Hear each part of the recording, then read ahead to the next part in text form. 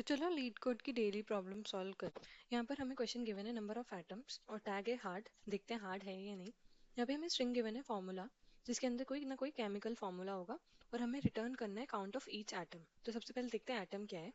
तो let's say अगर इसमें देखते हैं H2O है, तो जो भी अपर केस करेक्टर से स्टार्ट हो रहा है वो हमारा एलिमेंट होगा। ठीक है, यहाँ पे लिखा हुआ है atomic element always start with upper case character, और उसके बाद उसमें लोअर केस करेक्टर्स हो सकते हैं। लेट्स से अगर HE है, ये भी हमारा एक एलिमेंट है, जैसे कि हमारा केमिस्ट्री में भी होता था। और ऑल्सो सेकेंड कंडीशन गिवन है, ये जो एलिमेंट की काउंट होगी अगर वो ग्रेटर देन 1 है तभी वो फॉर्मूला में मेंशन होगी, वरना बाय डिफॉल्ट 1 ही होगी। ठीक है, तो अगर इस फॉर्मूला को देखते हैं H2O को, तो यहाँ पर हमें 2 गिवन है क्योंकि ये 1 से ज़्यादा काउंट है, और O के लिए कुछ नहीं गिवन, तो इसमें H की काउंट 2 होगी और O की काउंट 1 होगी।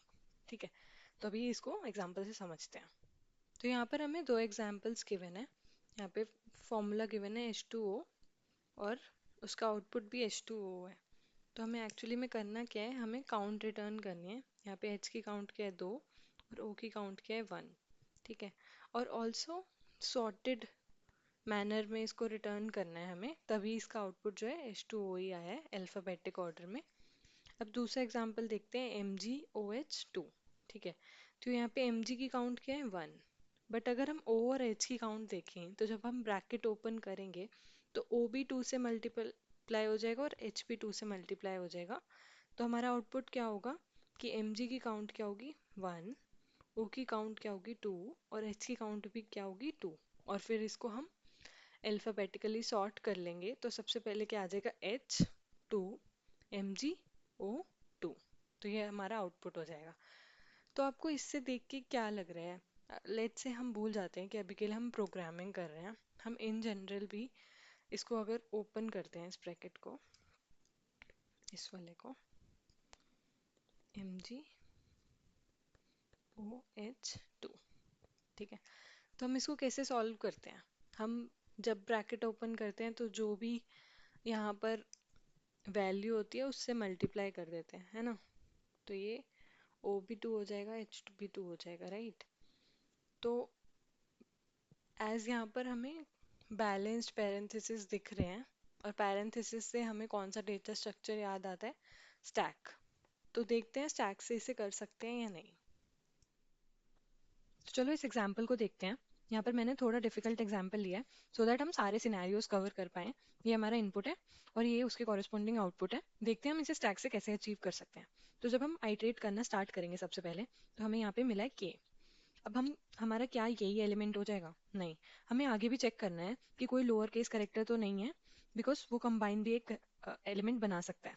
लेकिन यहाँ पर इसके बाद एक इंटीजर है जो कि इसका काउंट होगा, तो यहाँ पर हमारा के हो जाएगा और उसका काउंट हो जाएगा 4।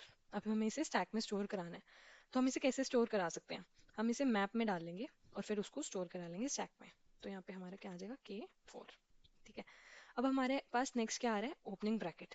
तो ओपनिंग ब्रैकेट आया है, मतलब वो एक डिफरेंट एलिमेंट के लिए होगा, यहाँ पे डिफरेंट मैप बन जाएगा हमारा। तो अब हम देखेंगे, ये हमारी फर्स्ट हो गया, सेकंड। अब हमारे यहाँ पे हम देखेंगे नेक्स्ट एलिमेंट क्या है, O है, और उसके बाद कोई लोअर केस भी नहीं है। तो O का काउंट क्या हो गया 1, ये हमारे मैप में आ जाएगा। और उसके बाद N का काउंट क्या है, वो भी 1। ठीक है, उसके बाद एक और ओपनिंग हमारे पास ब्रैकेट आ गया, इसका मतलब हमारा मैप यहीं क्लोज हो गया और हम यहाँ पे इसको डाल देंगे स्टैक में। ठीक है, O1 N1। ठीक है, अब इसके बाद थर्ड देखते हैं हम। S का काउंट क्या है 1 और O का काउंट क्या है 3। फिर से ओपनिंग ब्रैकेट है, तो अभी हम इसी को मैप में स्टैक में डाल देंगे, इस मैप को।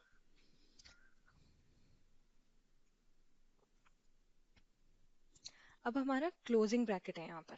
ठीक है, जैसे ही हमारे पास क्लोजिंग ब्रैकेट आता है, यूजुअली हम स्टैक के क्वेश्चंस पे कुछ ऑपरेशन करते हैं। यहाँ पर हम क्या करेंगे कि यहाँ पर हम देखेंगे कि इसके बाद हमारे पास क्या इंटीजर प्रेजेंट है। यहाँ पर हमारे पास 2 गिवन है, बट 3 डिजिट 4 डिजिट कुछ भी हो सकता था। तो हमें सबसे पहले कंप्यूट करना पड़ेगा वो क्या इंटीजर है जिसको हमें मल्टीप्लाई करना है हमारे ब्रैकेट से। ठीक है, तो अब हमारे पास यहाँ पर 2 ही है, तो हम स्टैक में से पॉप करा लेंगे हमारे टॉप को। तो ये बाहर आ गया हमारे पास, और इसको इस इंटीजर से मल्टीप्लाई कर देंगे। तो एस क्या हो गया हमारे पास 2 और ओ क्या हो गया 6। ठीक है, अब हमें इसे वापस स्टैक में भी डालना है क्योंकि बाकी ऑपरेशंस में भी देखना है हमें इसको। तो अब हम रेदर देन एक नया मैप यहाँ पर डालेंगे स्टैक में, हम इसको मर्ज कर देंगे, बिकॉज एट द एंड हमें रिटर्न एक ही स्ट्रिंग करनी है। ठीक है, तो अब यहाँ पर S2 है, S प्रेजेंट नहीं है तो S को हमने 2 डाल दिया है यहाँ पर, और O ऑलरेडी था एक, अब 6 और ऐड हो गया तो ये क्या बन गया 7। ठीक है, इसको थोड़ा क्लियर कर देते हैं। तो अब हमारा स्टैक कुछ ऐसा दिख रहा होगा। अब हम आगे मूव करेंगे, ये क्लोजिंग ब्रैकेट, फिर से एक और क्लोजिंग ब्रैकेट आ गया। तो अब हम इसके बाद दोबारा देखेंगे कि क्या इंटीजर है। हमारे पास 2 गिवन है, तो हम दोबारा से स्टैक के टॉप को पॉप करा लेंगे, O7 N1 S2, और इसको मल्टीप्लाई कर देंगे 2 से। ठीक है, तो अब हमारे पास 14 हो जाएगा, N जो है 2 हो जाएगा, S क्या हो जाएगा 4। अब हम इस मैप को दोबारा मर्ज कर देंगे स्टैक के टॉप से, तो हमारा आउटपुट क्या आ गया, K4 O14 N2 S4, और इसको हम स्टैक के टॉप में डाल देंगे। ठीक है, अब हम देखते हैं कि आगे तो कुछ है नहीं आइटरेट करने को, तो हम अगर देखें स्टैक में बचा क्या है, ये हमारा आउटपुट ही गिवन है। देखा हमने कैसे कितना इजीली हमने आउटपुट निकाल लिया है। बट अगर हम यहाँ पर देखें हमें रिटर्न क्या करना है, तो ये हमें अल्फाबेटिक ऑर्डर में रिटर्न करना है। तो उसके लिए हमें मैप क्या करना पड़ेगा, हमें ऑर्डर्ड मैप लेना पड़ेगा, सो दैट ये अल्फाबेटिक ऑर्डर में ही रिटर्न हो। तो अब इसको जल्दी से समराइज कर लेते हैं, हमने किया क्या है यहाँ पर।